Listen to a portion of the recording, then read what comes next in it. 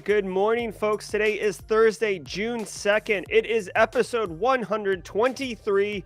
Good morning, folks. Welcome to your daily cyber threat briefing. Simply Cyber's morning cybersecurity threat briefing. Probably have to work on the wording there. I'm your host, Gerald Auger, and over the next 30 minutes, I'll be delivering the top cybersecurity news of the day and providing expert analysis on each of these stories. What it means to you as a practitioner, or if you're looking to break into the industry, we got you covered. Shout out and thanks to this stream sponsor, Barricade Cyber Solutions. Cyber criminals have stolen your company's data and derailed your business operations. Barricade Cyber Solutions will help you resolve this ransomware attack and, more importantly, get your business back on track. Have Eric Taylor and Barricade Cyber Solutions on speed dial, because I'm telling you, when it hits the fan, it's going to be a hot mess express. I want to remind you, if you hold professional certifications that require CPEs, each episode of the Daily Cyber Threat Briefing brings you one half of a CPE, which is like, what's the big deal? I don't get it. I don't care for half CPE. Well, they stack. And because you're going to be here every day, because it's awesome, it's going to be 2.5 a week, 10 a month, 40 every 4 months. I think maybe 120 a year. Maybe in a leap year, we could get an extra 1/4 of a CPE. I don't know. But long story short, be sure to document literally the easiest way, and I would argue beneficial and enjoyable way to get some CPEs. So just drop your name in chat if your name is like, Kevin Coolisingham. Hey, Kevin, what's up? Kevin's here. If he ever gets audited, boom, done. Pamela, she's here. If she gets audited, done.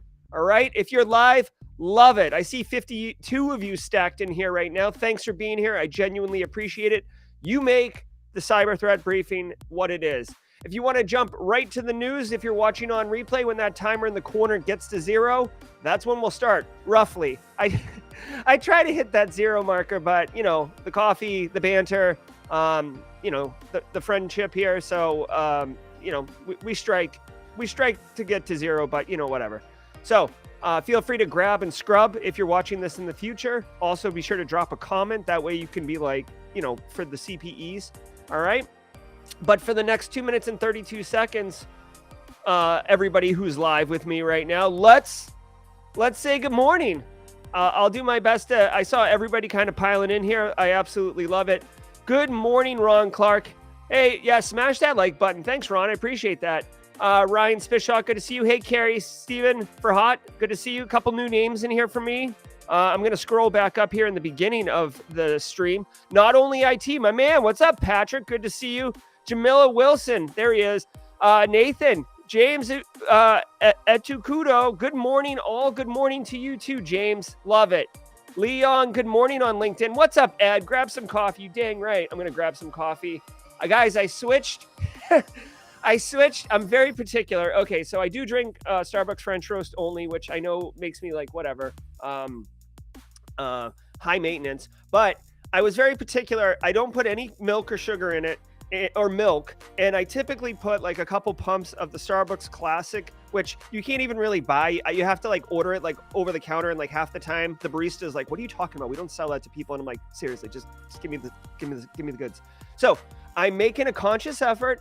I've bought blue agave. I don't know if anyone out there has ever like tried agave as a sugar substitute. It's like half the sugar. Less calories, all that stuff. I am getting gray, so I'm trying to be a little bit more mindful of health. So I've switched to agave. So we'll see how it goes, guys. Let's see. Let's try it.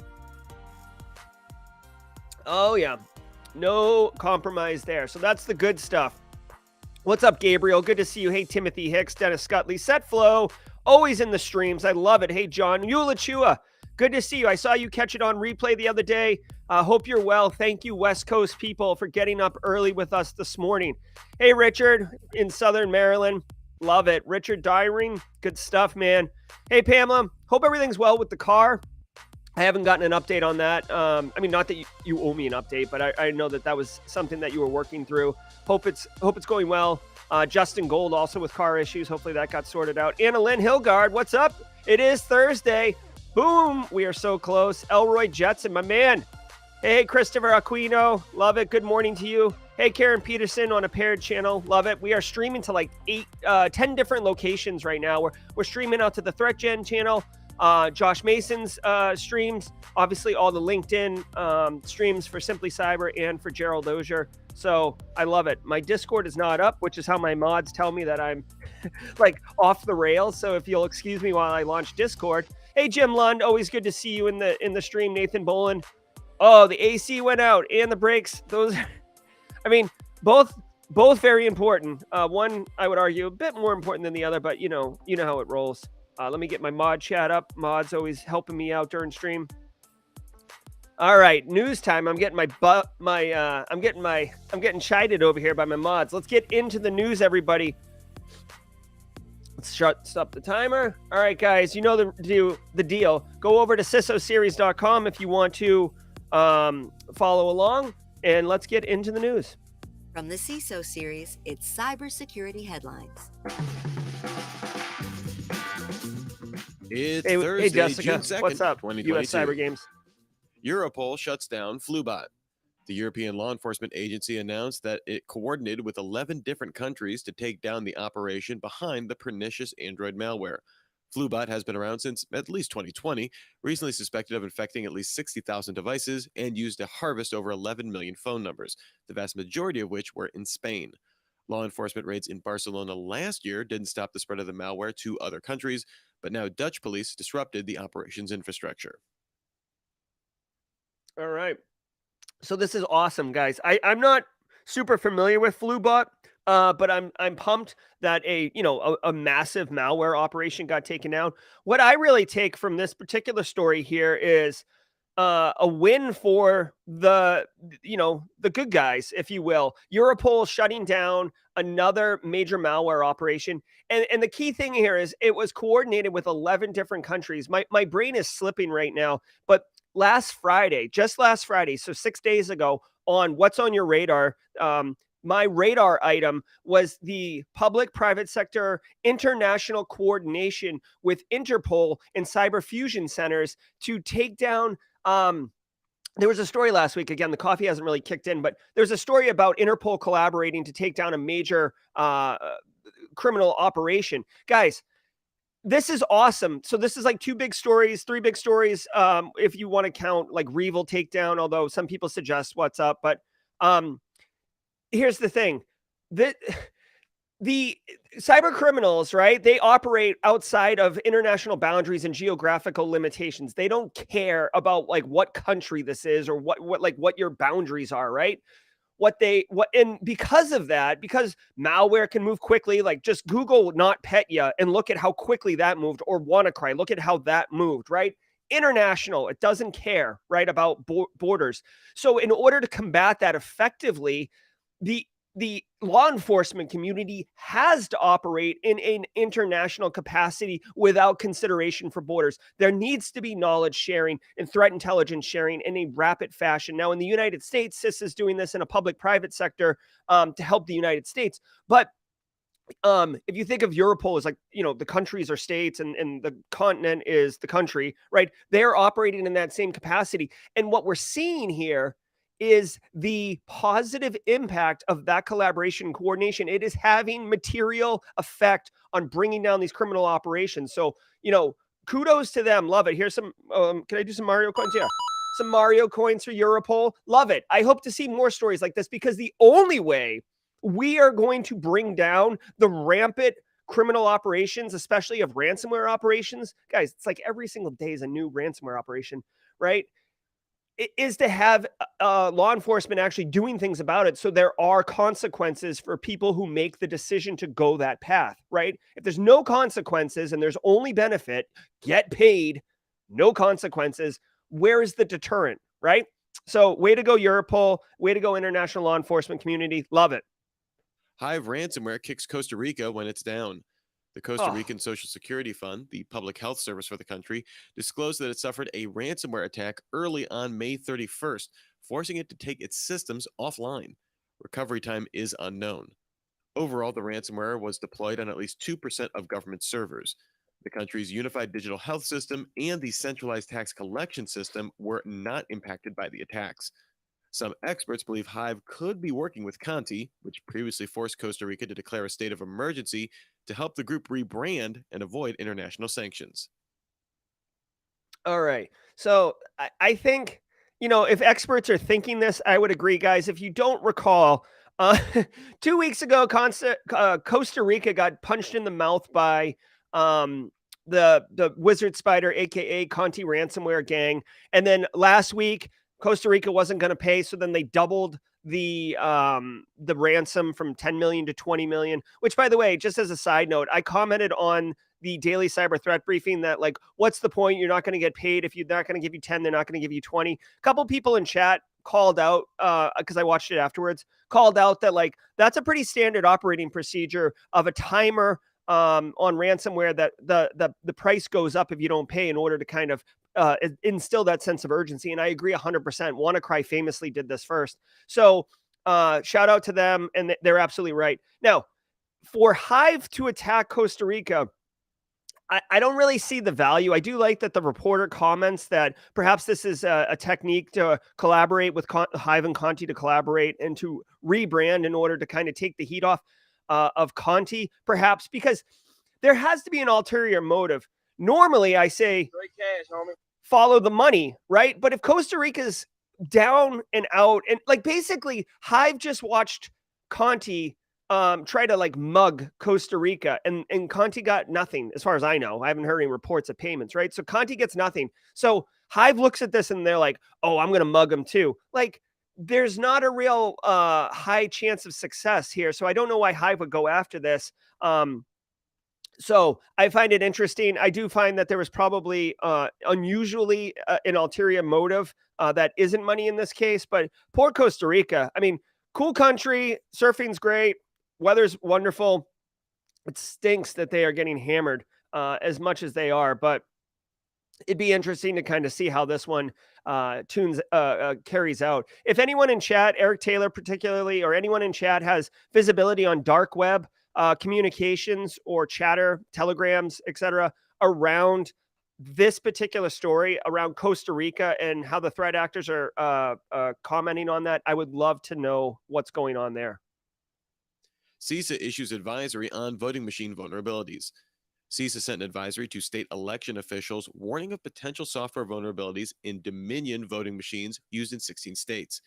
These vulnerabilities come from a report from University of Michigan computer scientist J. Alex Halderman, who found no evidence that these flaws were exploited to alter election results. None of the exploits could seemingly be accomplished by someone just off the street, but could be exploited by a sophisticated actor with access to the machine. Exploits range from a wormable remote code execution flaw to problems with easily tampered QR codes for vote tallies.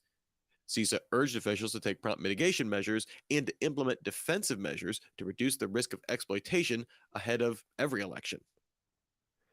All right. So, a couple things on this story. Again, I'm going to try to keep it not politically charged. Listen, any software is going to have vulnerabilities. I don't care. Like, that's a fact. So put that in stone, put it in the back of your journal, whatever. All software, all processes have vulnerabilities. I mean, that's our job, right? Like, if you're in GRC, like, your job is to identify the vulnerabilities and understand what the actual risk is of those vulnerabilities. So well, I guess security researchers find the vulnerabilities, but that's aside. Here's the deal. These voting machines, yes, I want high integrity in our voting machines, right? I don't want compromised elections. It's been a mess here in the United States with all the voting and the election and all that stuff. Now, here's the deal. I hope two things. One, I love that this expert witness from University of Michigan calls out that some software is vulnerable in these Dominion machines. Let's get them patched, right? Especially ahead of election cycles. And calls out that these cannot easily be exploited by, basically the CVE score or the CVSS score is pretty low on these, because you'd have to probably have physical access. I'm speculating, but physical access, you probably have to plug, into the machine. You'd have to have custom software to exploit it, all these things. It's not like you're just pushing a button like it's the show 24 with Kiefer Sutherland, and like you push a button in a dark room, like take a big drag off a cigarette. That's the only thing you see is the lit up cigarette head. And then like the election is rigged, like that's not happening. Okay. So I appreciate this. One thing that I am concerned about, right? Because we are cybersecurity professionals, we understand what this title says and we understand the story underneath it. unfortunately, this title right here has a lot of potential to be grabbed and used as a talking point on voting machines cannot be trusted. Look, they're vulnerable. Look, there's software vulnerabilities. Like, it's been proven. This University of Michigan expert has proven it, right? So, I don't want to say watch out for that, but like I could see that being weaponized effectively. So, anyways, good story. There is just a little shout out to DEF CON. They have different villages at DEF CON. If you're going to be at DEF CON this year, they do it every year, but when they have DEF CON, and they have an election or hack voting village, I think it's called, right? Correct me, chat, if I'm saying it wrong, but it's voting village. And there's a ton of like different voting machines, and they have exercises where you can pull them up and exploit them. If you find vulnerabilities, kind of like pwn to own style, you can get them published and stuff like that. It's a cool little village. Most security vulnerabilities and research I have personally seen on voting machines requires you to like take the machine apart effectively and get into the insides, right? No one, if you voted in the United States, no one, like, you go into a room full of people, you get ushered over to your machine, you cast your vote, right? No one's taking the machine apart and being like, this is how I vote. Please leave me alone while I vote. And like, you've got like, all sorts of like UARTs and alligator clips and crap. Like, that's not happening, right? Same with an ATM. ATMs have vulnerabilities, but no one's like, well, whatever. Anyways, long story short, this is good, and check out Voting Village at DEF CON if you're interested in contributing to this. SCOTUS puts Texas social media law on hold. The Supreme Court ruled 5-4 in favor of putting Texas's HB 20 law on hold while a constitutional challenge goes forward in a lower court. The court doesn't release opinions with these emergency rulings, just how the court ruled, so we don't know the specific rationale, although one can assume it's on First Amendment grounds. After the law was initially passed, a federal judge granted an injunction on it from going into effect, but this was overturned by an appeals court panel. A group of tech industry trade groups filed an emergency appeal with the Supreme Court to prevent it from going into effect. The law would ban social media platforms with over 50 million users from moderating content on the basis of viewpoint. Wow. Okay, so we talked about this on stream a couple weeks ago about, first of all, pretty interesting how if I get a speeding ticket, I can't take it to the Supreme Court, right? Like, you don't normally get access. You have to go through different levels of courts and appeal and all this other stuff. The fact that HB 20 was able to go directly to the Supreme Court was interesting. I find this not surprising, but noteworthy that the Supreme Court was nearly split 5-4 vote to suspend reviewing this this particular case until it was reviewed by a lower court. You have to assume that they're just buying time, because whatever comes out of the lower court is going to be appealed up to the Supreme Court, because whatever comes out of the lower court, someone is going to be on the side that doesn't like the outcome of the lower court's decision and will appeal up to the Supreme Court, right? So this is really interesting, guys. Just be mindful of this, because this isn't going away. This case, this case is basically a law that's going to say that the major social media platforms, so your Facebooks, your Twitters, et cetera, Instagrams, whatever, 50 million users or more are not allowed to censor their platforms. Good or bad, I'm not going to get into a First Amendment argument, right? But there's a reason that like 4chan became a thing, because it's, as far as I can tell, I don't really hang out in 4chan, but like, as far as I can tell, like, that's really uncensored, right? Which is fine when you're like, oh, I have an opinion about like Planned Parenthood and I want it to be heard, right? That's one thing. But then there's real like hate speech and just really, really devastating, like, if you want to say cyberbullying, like there's a million different like cases on why things should be censored, but it's such a slippery slope, right? Because when a group in power has control over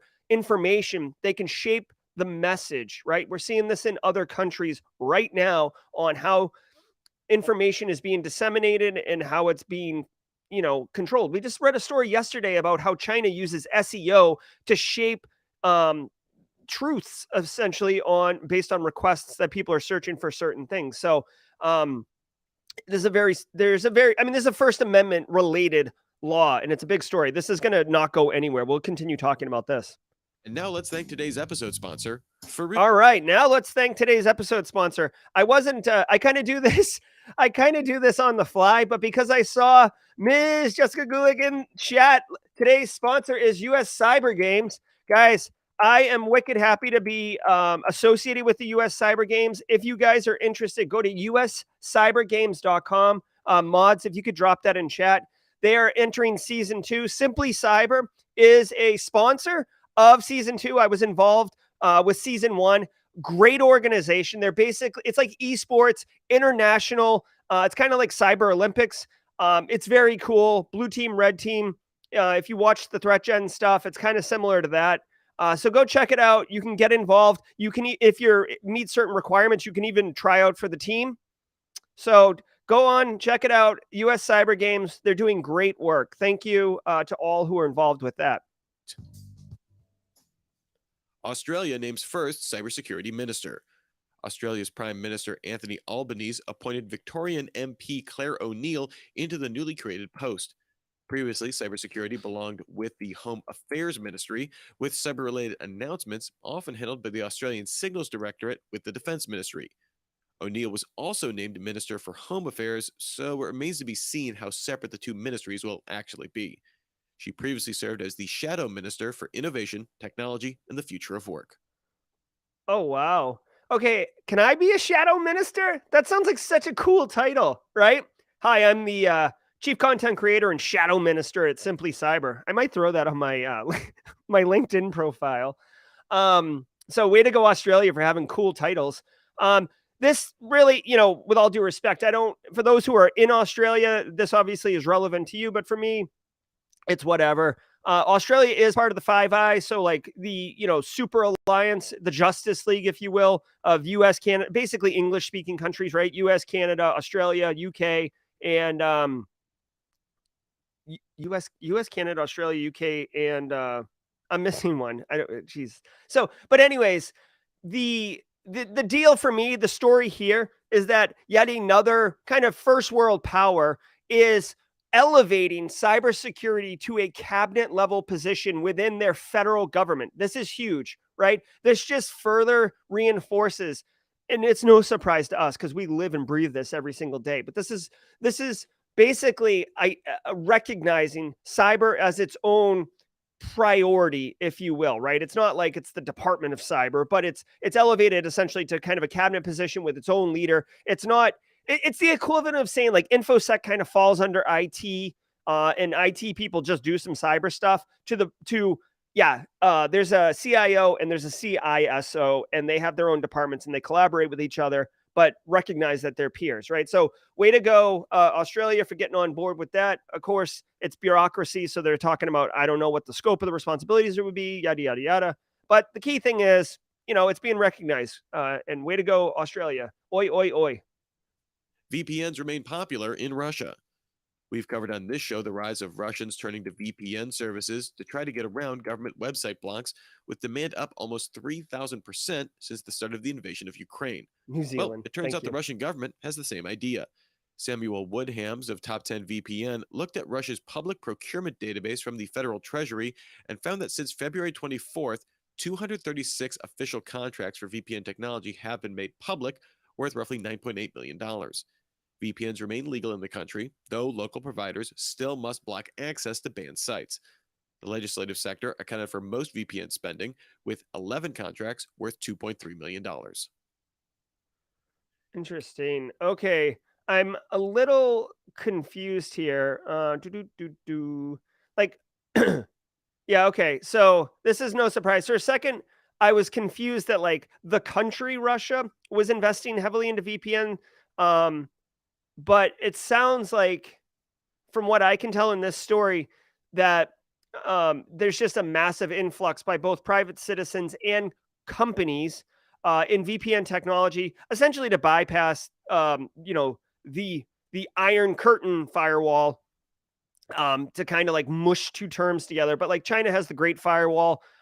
Russia has basically introduced all sorts of restrictions. They're trying to control messaging. Obviously, there's international sanctions being pushed down on Russia. So internet access is kind of jacked up. what the Russian government wants Russian citizens to be able to see and communicate, collaborate, is being kind of controlled. Obviously, if you watch Chris Rock, not the comedian who got slapped by Will Smith, but Chris Rock, the CISO and founder of Sim Monster, he gave a talk in 2016 at DEF CON called How to Overthrow a Government. Fantastic talk, by the way. I strongly encourage you watch it on YouTube.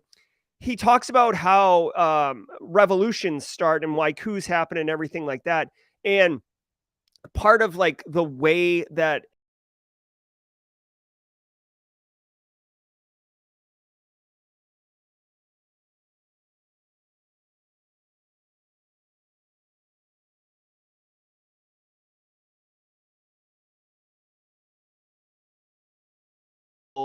you can kind of tamper down the ability to organize, and you can control the messaging. So no surprise that, am I frozen? Hold on. Hold on. 1 second. 1 second. Hold on. 1 sec. I'm back. All right. So you guys it's probably good that it froze. Here's the deal. I got 5 green bars right now. Long story short, I was just saying that, of course, VPN spending went up because government is trying, obviously control messaging, control information, tamper down any type of organization for resistance. Okay. If I need to, we're getting near the end of the stream. I can plug in Hardwire if I need to, so holler at me if that needs to happen. All right, let me check out my feed. Oh, yeah, I'm on 5G. Connecticut Governor Ned Lamont signed the Connecticut Privacy Act into law. This provides consumers with the right to access and delete their personal data. It also allows for consumers to ask for a copy of their personal data in a readily usable format. It further provides consumers with the right to opt out of using their data for targeted advertising, sold, or profiled by automated systems. This makes Connecticut the 5th state to pass a comprehensive consumer privacy law and the 2nd this year, following Utah's law back in March. Yeah. All right. Way to go. Like, it's to the UK people in here, or the Euro, anyone that basically is on the oh my god, why am I so dumb right now? Oh my god, what is the European currency? The euro? Yeah. Like, basically, if you live in Europe or a country that is within the GDPR confines, it is probably stunning to you that the United States privacy laws are as not like as loose or don't exist as much as they do, considering how strong GDPR is. So listen, way to go, Connecticut, the 5th state out of 50, right? We have 50 states in the US and a couple territories. So we're at 10%. There has been some movement towards federal privacy laws, but really it's going to get going at the state level, and then we'll start to have like kind of this mesh work of different privacy laws. It gets really messy because it's like, is it businesses in Connecticut? Is it Connecticut citizens? Is a Connecticut citizen is in Texas? Does their privacy extend into there? It gets really murky really quickly. And then being able to make the person's information available to them in an easily readable format. Like, what does that look like? How do you request it? Right? Like, just saying privacy is cool, but how do you actually operationalize it? Right? But as someone who has turned into, I'm not a privacy zealot, but I've over the last 2-3 years, I've really began to appreciate what privacy is, and wanting to ensure that it stays where it is and people make decisions for themselves. So, way to go, Connecticut. Follina vulnerability patched, but not by Microsoft. Microsoft released mitigations for the Follina vulnerability in the Microsoft Windows Support Diagnostics tool, but hasn't yet come out with a patch. However, the micro-patching service ZeroPatch released a free unofficial patch for the vulnerability for Windows 11, 10, 7, and Windows Server 2008 R2. This adds sanitization to the user-provided path to avoid rendering the Windows Diagnostic wizard inoperable across the OS. ZeroPatch claims this will work regardless of which version of Office is installed. Users must register for a ZeroPatch account and install its agent to get the patch. All right, so this is pretty cool, ish. So like this Follina bug is a real concern. Okay, I advised my employees yesterday in a information security meeting that they needed to implement the workaround mitigation, which is basically deleting a registry key. You export it to back it up, and you just delete it, and that prevents this from happening. I do appreciate that this company released a patch. Personally, because there is a workaround mitigation for that Microsoft officially released, I'm more inclined personally to advise to do that. I'm not an advocate of like going to some third party that I don't have a contractual relationship with, registering for an account, and then like installing their software on my machine to affect my operating system. I'm not saying that they're doing anything funky. I'm just saying it seems like a really like a Rube Goldberg machine, right? In order to like address this issue. So if you don't know about the Follina bug, if you missed yesterday's broadcast, go check out this CVE 2022309190. If you Google Follina, Follina, you'll see it. Long story short, guys, it's a really nasty a bug that essentially does the same thing that running macros in an Office document has done for years, except you don't need macros enabled, right? So that's the problem. And the most important thing is we're already seeing it being actively exploited in the wild. So you definitely want to address that risk. All right, guys. So that is the news for the day. If you give me a minute here, I've been teasing it all week. What is going on here? Oh, that's me. We don't want to see me. Hold on one second.